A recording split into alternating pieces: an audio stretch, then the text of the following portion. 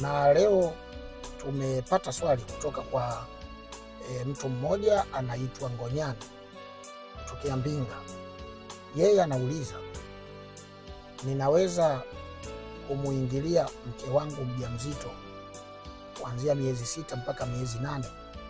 Naweza kuendelea kushiriki naye tendo la ndoa mwanamke mjamzito kuanzia miezi 6 mpaka miezi 8? Inawezekana? Asante kwa swali lako ndugu Ngonyani kutokea Mbinga, mkoa wa Ruvuma.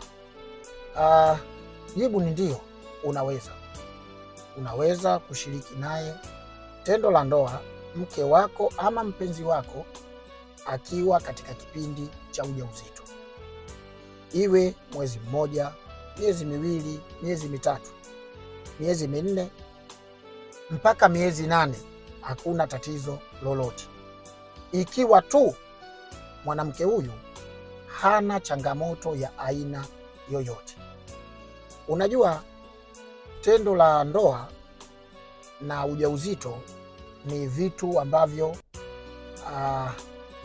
tendo la ndoa ni starehe na ujauzito ni matokeo ya starehe inayotokana na tendo la ndoa.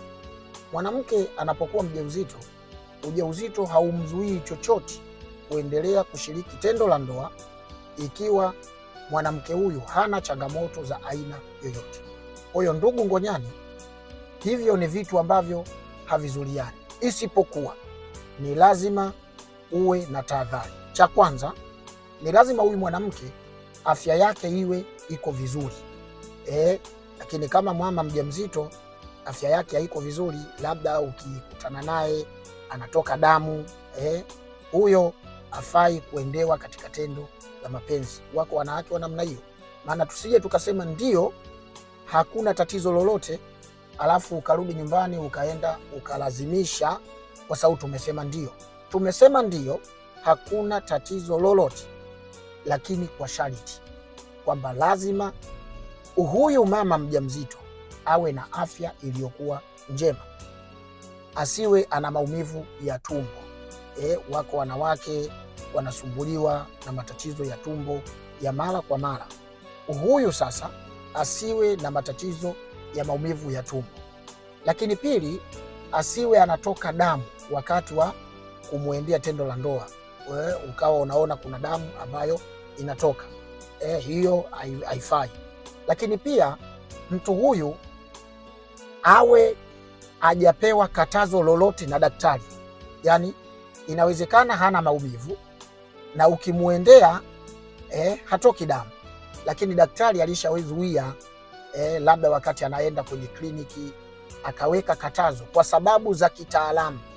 Una sababu ya kuendelea kumuingilia au kumwendea eti kwa sababu mimba inapatikana kwa sababu ya starehe ya tendo lenyewe la mapenzi. Hapana. Kama ana zuio la daktari pia hatakiwi kuendewa. Jambo la kuzingatia ndugu yangu Ngonyani, mwanamke mjamzito anaweza kushiriki tendo la ndoa, lakini nzuri zaidi kama yeye mwenyewe anapokuwa ana hamu ya kulihitaji tendo la mapenzi, na sio vizuri ikiwa wewe ndio utakuwa mwanzishaji wa hilo tendo lenyewe kila linapokuwa linafanyika. Yani kitu cha kuzingatia ni vema yeye mwenyewe akawa ana hamu ya kulihitaji tendo la mapenzi kuliko wewe ukawa unalihitaji tendo la mapenzi.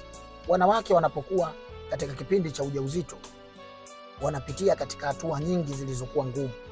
Wengine kutokana na yale mabadiliko ya tabia ya mwili wanakuwa wagonjwa wakati wote. Wengine wanapata pressure, yani pressure zinakuwa juu, mpaka wanavimba miili yao, mtu ana mwili unajaa. Wengine wanakuwa na mabadiliko mbalimbali, wanatapika kila wakati. Wengine hajisikii jambo lolote.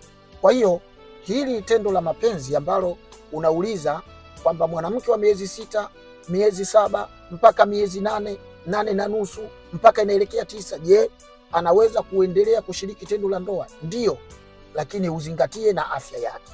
Ukimwona hajisikii, muache, kwa sababu anapitia katika hatua zilizo ngumu. Ni vema ukawa unashiriki tendo la mapenzi ikiwa mama mwenyewe mjamzito anajisikia kushiriki tendo la mapenzi, hapo inakuwa ni vizuri zaidi. Kwa hiyo hakuna madhara yoyote kama mama haumwi, hakuna madhara yoyote kama mama anapoendewa na hilo tendo la ndoa, huyu mwanamke hatoki damu, hajisikii vibaya. Hakuna madhara yoyote kama hakuna katazo la daktari lililomwambia kwamba usishiriki tendo la mapenzi mpaka utakapojifungua. Kama hilo katazo hakuna, pia hakuna tatizo lolote. Kitu cha kuzingatia ni vema yeye mwenyewe akawa analihitaji hilo tendo. Sisi ni Kimimbi Herbal Clinic, wataalamu wa tiba mbadala na tiba asili. Tunatibu magonjwa mbalimbali ya kibiolojia kwa tiba pamoja na ushauri. Karibu sana kliniki kwetu. Karibu.